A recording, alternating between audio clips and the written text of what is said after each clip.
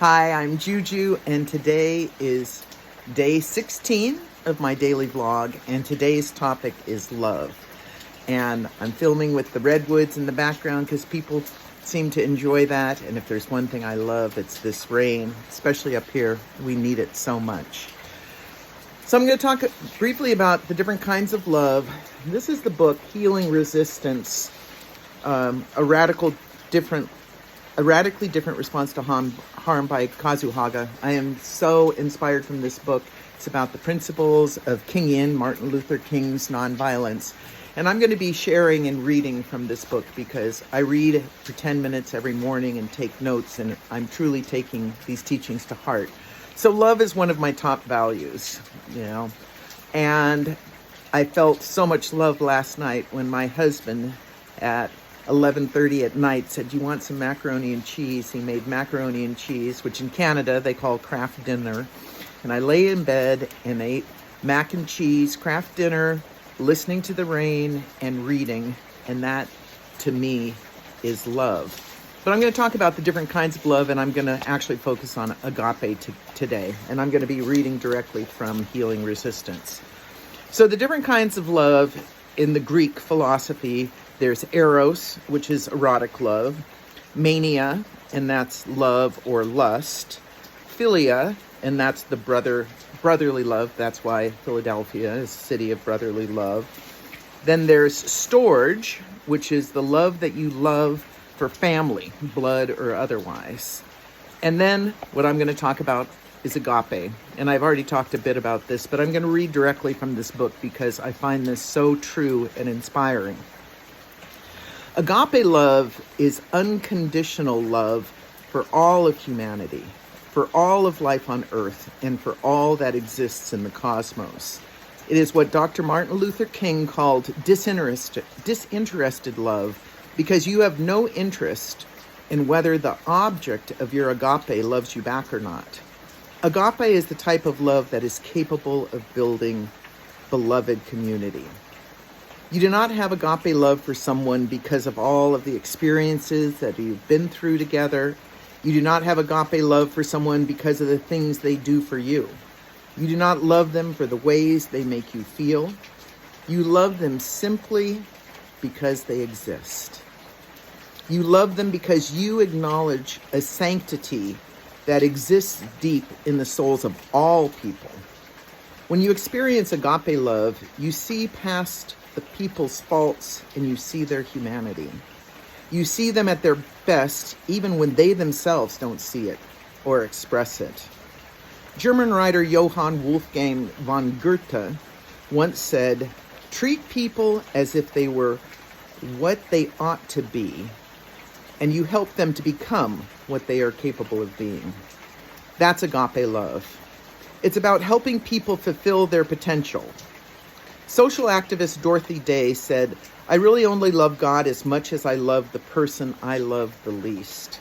That's agape. It's about understanding that, quote, God's love is about cultivating love for those who are the hardest to love. We already love the people that are close to us. That's why we consider them to be part of our community. Agape love requires us to love those that are not close to us, because we acknowledge that they are part of the beloved community. Now, I'm not much of a God person. I certainly agree with that. I'm a goddess gal. But agape is often referred to as godly love in the Christian context. So for all you Christians out there, and who is unworthy of God's love? Is there anyone that God's love is incapable of reaching? Let's change that to goddess for my sake. To really understand nonviolence, it is important to acknowledge the existence of agape love and its distinction from the other types of love. When people talk about loving your enemy, we're not suggesting that you try to cultivate the same loving feelings that you have for your friends. That would make no sense, and it may not be possible. We don't have to hang out with our worst enemies in the way we hang out with our friends. We don't have to invite them over for the holidays. We might not choose to spend any time with them at all, but we do have to acknowledge their humanity. We do have to understand that they are not that different from us, And we do have to work toward a world where we can all achieve our full potential. If someone is hurting you or actively participating in injustice, chances are they have not achieved their potential as a human being, and we can try to cultivate compassion for that. Agape love is love with power. It is love that is tough. It can be tough to cultivate and tough to receive, but it is also tough to defeat. Agape love requires that we love everyone in beloved community, which means not giving up on anyone and holding everyone accountable to the values underlying beloved community. If you truly love someone and see them as sacred, you would not allow them to continue to cause harm. You would hold that person accountable for their sake. Agape requires that we hold all individuals accountable and remind every person of our relationship to beloved community. Beloved community acknowledges that we are all connected and dependent on each other. And a quote a little later in this chapter that I've been thinking so much about and which I love is, "When my brothers try to draw a circle to exclude me, I shall draw a larger circle to include them." And I think that just sums up the beloved community. And so this is not easy stuff. I struggle with this all the time.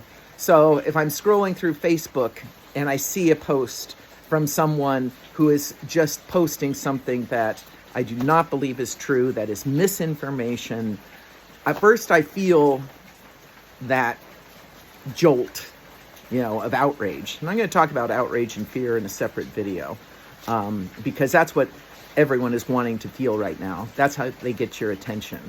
So I feel that jolt and that anger, and then I breathe and I say, you are part of the beloved community.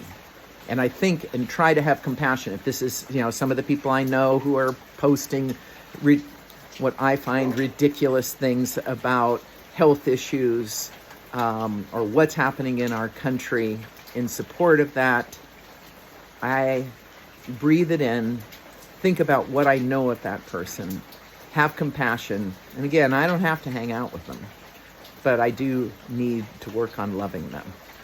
So this is Juju, unfiltered, unscripted, and definitely unedited, in the beautiful rain. I'm going to spend the day in bed reading, listening to the rain. It's what I love to do. So have a great day. Lead with love.